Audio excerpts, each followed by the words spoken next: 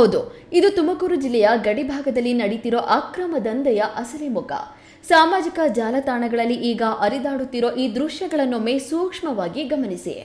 ಯಾವುದೇ ಸುರಕ್ಷತಾ ಕ್ರಮಗಳಿಲ್ಲದೆ ಲಾರಿಯ ಗಾತ್ರಕ್ಕಿಂತಲೂ ದೊಡ್ಡದಾದ ಟನ್ಗಟ್ಟಲೆ ತೂಕದ ಏಕಶಿಲೆಯ ಗ್ರಾನೈಟ್ ಕಲ್ಲುಗಳನ್ನು ಹೊತ್ತು ಈ ಲಾರಿಗಳು ಪಟ್ಟಣದ ಹೃದಯ ಭಾಗದಲ್ಲಿ ಹಾದು ಹೋಗುತ್ತಿವೆ. ಪಕ್ಕದ ಆಂಧ್ರ ಪ್ರದೇಶದ ಗಡಿಭಾಗಗಳಿಂದ ಯಾವುದೇ ರಹದಾರಿ ಅಥವಾ ಪರವಾನಗಿ ಇಲ್ಲದೆ ಈ ಅಕ್ರಮ ಕಲ್ಲು ಸಾಗಾಟ ನಿರಂತರವಾಗಿ ಸಾಗುತ್ತಿದೆ. ಸ್ಥಳೀಯ ಸಾರ್ವಜನಿಕರು ಹಾಗೂ ಸಾಮಾಜಿಕ ಹೋರಾಟಗಾರರು ಆಕ್ರೋಶ ಹೊರಹಾಕುತ್ತಿರುವ ಪ್ರಕಾರ ಈ ಭಾರೀ ವಾಹನಗಳ ನಿರಂತರ ಸಂಚಾರದಿಂದಾಗಿ ಕೊರಟಗೆರೆ ಮತ್ತು ಮಧುಗಿರಿ ಪಟ್ಟಣದ ರಸ್ತೆಗಳು ಸಂಪೂರ್ಣವಾಗಿ ಹಾಳಾಗುತ್ತಿವೆ. ಇನ್ನು ರಾತ್ರಿ ವೇಳೆ ಅತಿ ವೇಗವಾಗಿ ಚಲಿಸುವ ಈ ಲಾರಿಗಳ ಕರ್ಕಶ ಶಬ್ದಕ್ಕೆ ಜನಸಾಮಾನ್ಯರು ನಿದ್ರೆ ಇಲ್ಲದೆ ತತ್ತರಿಸುತ್ತಿದ್ದಾರೆ.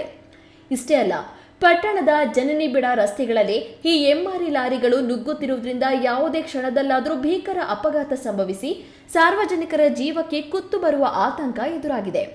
ಈ ಬಗ್ಗೆ ಸ್ಥಳೀಯರು ಮಾತನಾಡಿ, ನಾವು ಕಣ್ಣಾರೆ ನೋಡಿ ಅಧಿಕಾರಿಗಳಿಗೆ ಮಾಹಿತಿ ನೀಡಿದ್ರು ಸಾರಿಗೆ ಇಲಾಖೆ ಮತ್ತು ಗಣಿ ಇಲಾಖೆ ಅಧಿಕಾರಿಗಳು ಕಣ್ಮುಚ್ಚಿಕೊಳ್ತಿದ್ದಾರೆ. ಬಂದ ತಕ್ಷಣ ದೊಡ್ಡ ಕೇಸ್ ಹಾಕಲ್ಲ, ಸಣ್ಣ ಪುಟ್ಟ ಕೇಸ್ ಹಾಕಿ ಲಾರಿಗಳನ್ನ ಬಿಟ್ಟು ಕಳಿಸ್ತಾರೆ.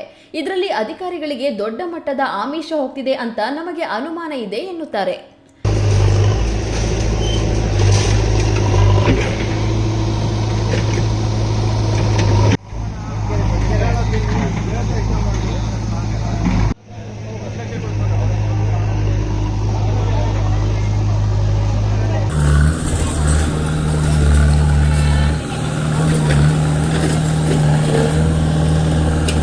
ಇನ್ನು ಈ ಅಕ್ರಮ ದಂಧೆಯಿಂದಾಗಿ ಇತ್ತ ಸರ್ಕಾರಕ್ಕೆ ಕೋಟ್ಯಾಂತರ ರೂಪಾಯಿ ರಾಜಧನ ನಷ್ಟವಾಗುತ್ತಿದೆ. ಪೊಲೀಸ್ ಇಲಾಖೆ, ಸಾರಿಗೆ ಇಲಾಖೆ ಹಾಗೂ ಭೂ ಮತ್ತು ಗಣಿ ವಿಜ್ಞಾನ ಇಲಾಖೆಗಳ ಉನ್ನತ ಅಧಿಕಾರಿಗಳು ಈ ಭಾಗದ ಕಡೆ ತಲೆ ಹಾಕಿಯೂ ಮಲಗುತ್ತಿಲ್ಲ ಎಂಬ ಟೀಕೆಗಳು ಕೇಳಿ ಬರುತ್ತಿವೆ. ಸಾರ್ವಜನಿಕರ ಜೀವದ ಜೊತೆ ಚೆಲ್ಲಾಟವಾಡುತ್ತಿರುವ ಈ ಅಕ್ರಮ ಗ್ರಾನೈಟ್ ದಂಧೆಗೆ ಬ್ರೇಕ್ ಬೀಳೋದು ಯಾವಾಗ? ಸಣ್ಣ ಪುಟ್ಟ ದಂಡ ಹಾಕಿ ಕೈ ತೊಳೆದುಕೊಳ್ಳುವ ಅಧಿಕಾರಿಗಳು ಇನ್ನಾದರೂ ಎಚ್ಚೆತ್ತುಕೊಳ್ಳುತ್ತಾರಾ? ಕಾದು ನೋಡಬೇಕಾಗಿದೆ. ತಿಮ್ಮಯ್ಯ, ಈ ನ್ಯೂಸ್ ಟಿವಿ, ತುಮಕೂರು.